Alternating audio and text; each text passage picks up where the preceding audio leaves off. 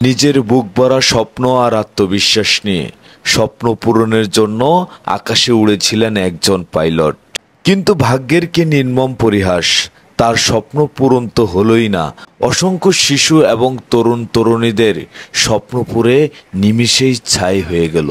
বলছি milestone school and কলেজের সেই হৃদয় বিদারক ঘটনার কথা। এটাই তো সেই ভবন, যেই ভবনের ক্লাসরুমে অসংখ্য শিশু এবং তরুণ তরুণীদের স্বপ্ন পূরণের উদ্দেশ্যে শিক্ষক তাদেরকে শিক্ষা দিতেছিলেন। হঠাৎ আকাশ থেকে উড়ন্ত বিমান তার গতি হারিয়ে ছুটে আসলো স্বপ্ন পূরণের ক্লাসরুমের দিকেই।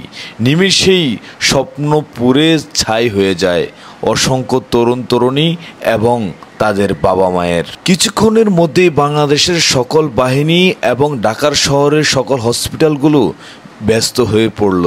চারিদিকে শুধু আহাজারি, কান্নাকাটি আর হারানোর সুরে বাড়ি হয়ে উঠেছে ঢাকার শহর সহ সারা বাংলাদেশের বাতাস।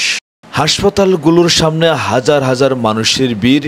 কেউ আসছে দেখতে, কেউ আসছে শিশুদেরকে সাহায্য সহযোগিতা করতে, শ্রম দিয়ে হোক, অর্থ দিয়ে হোক, কিংবা নিজের শরীরের মূল্যবান রক্ত দিয়ে বাঁচানোর চেষ্টা চালিয়ে যাচ্ছে পুড়ে যাওয়া সেই স্বপ্নগুলোকে। ততক্ষণ চারিদিকে হইচই সৃষ্টি হয়ে গেছে।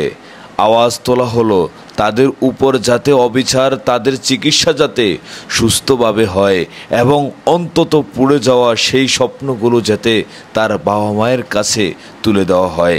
এটা নিয়ে মাইলস্টোন স্কুল অ্যান্ড কলেজের শিক্ষার্থী, অভিভাবক সহ সারা বাংলাদেশের অভিভাবকদের মনে একটাই চাওয়া, অন্তত তাদের সন্তানের পুড়ে যাওয়া মৃতদেহটি যাতে তাদের বাবা মায়ের কাছে ফিরিয়ে দেওয়া হয়।